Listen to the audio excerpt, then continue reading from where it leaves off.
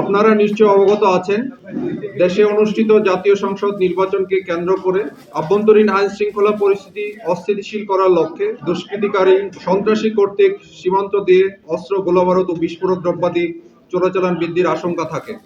এ লক্ষ্যে আসন্ন ত্রয়োদশ জাতীয় সংসদ নির্বাচন উপলক্ষে অস্ত্র, গোলাবারুদ ও বিস্ফোরক দ্রব্যাদির চোরাচালানের সম্ভাবনা থাকায় বর্ডার গার্ড বাংলাদেশের সম্মানিত মহাপরিচালক মহোদয় চোরাচালান বন্ধে আমাদেরকে জোর নির্দেশনা প্রদান করেন। মহাপরিচালক মহোদয়ের নির্দেশনার আলোকে আমরা আমাদের দায়িত্বপূর্ণ সীমান্ত এলাকায় কঠোর নজরদারি ও গোয়েন্দা তৎপরতা বৃদ্ধি করি এবং তা যথাযথভাবে অব্যাহত রাখি।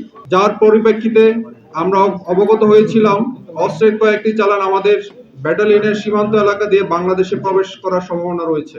সেই লক্ষ্যে গত 2 মাসে ব্যাটালিয়নের দায়িত্বপূর্ণ 75 কিলোমিটার সীমান্ত এলাকায় নিজস্ব গোয়েন্দা টহল তৎপরতা সহ কঠোর নজরদারি বৃদ্ধি করা হয়। তৎপ্রেক্ষিতে গত 8 জানুয়ারি 2026 তারিখে আনুমানিক রাত 9:40 ঘটিকায় আজমতপুর বিউপির একটি চৌকস টহল দল দায়িত্বপূর্ণ এলাকায় অভিযান পরিচালনা করে 182 3S হতে আনুমানিক 400 গজ বাংলাদেশের অভ্যন্তর হতে মালিকবিহীন 2টি বিদেশি ওয়ান শুটার ও 9 রাউন্ড গুলি উদ্ধার করতে সক্ষম হয়। প্রাথমিকভাবে উদ্ধারকৃত অস্ত্রগুলি দেশের আভ্যন্তরীণ আইন শৃঙ্খলা বিঘ্নিত ও সন্ত্রাসী কার্যক্রমে ব্যবহার করার পরিকল্পনা রয়েছে বলে ধারণা করা হচ্ছে।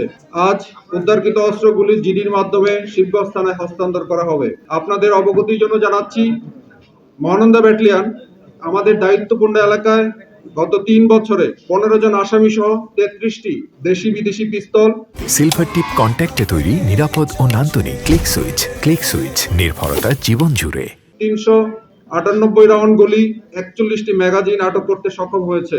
আমি বিশেষভাবে উল্লেখ করতে চাই, দেশের আভ্যন্তরীণ আইন শৃঙ্খলা পরিস্থিতি স্থিতিশীল রাখতে সকল প্রকার প্রচেষ্টা আমরা অব্যাহত রেখেছি।